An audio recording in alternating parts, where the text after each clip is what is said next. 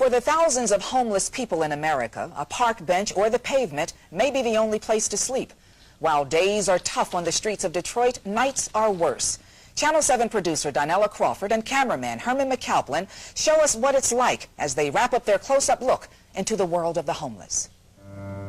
Greektown has always been one of my favorite parts of the city. So as night fell, we made our way to the familiar streets. We still needed money, and the open trash containers might hold bottles and cans that we could turn in for the deposit. The search was cold and dirty, but preferable to some of our other options. It's really tough when you walk up to a person and ask them for change or money. That was really hard for us. It was much easier looking for bottles because we didn't have to face anybody. We didn't have to interpret the way people felt about us. We still had a long night ahead of us. Time passes slowly when you have no place to go. With Christmas just a few days away, we tried to blend into the crowd of holiday travelers at the Greyhound terminal. There were several guards, and that made us nervous, but we were able to sit for a few hours, pretending to wait for someone on one of the buses that was running late. Back on the city streets, it was dark and cold. There were not many all-night spots downtown, certainly not many that would welcome the homeless, but we knew the doors of the Lafayette Coney Island would be open. We spent the money we got from collecting bottles and panhandling, and we bought 2 ponies and a bag of chips, a feast for a homeless person.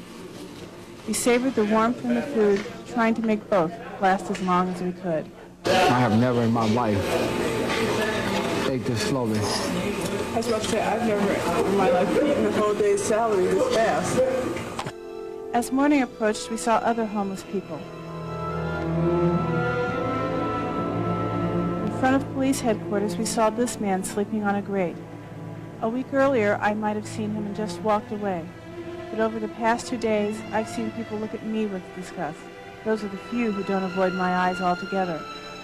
I think they judged me unfairly. So now, Herman and I would see this man as another human being who needed our help. All we had to offer was our blanket. We just hoped it would help him make it through the night. After our experience, we felt a certain kinship with this man, but we knew we didn't fully understand his situation or the hopelessness he must feel, because we were able to walk away from the streets and go home.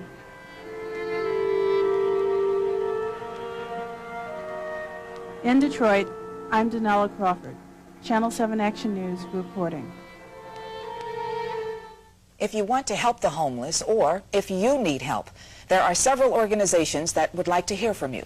You can find out about many of them by calling the folks at Travelers Aid. Their number is 962-6740.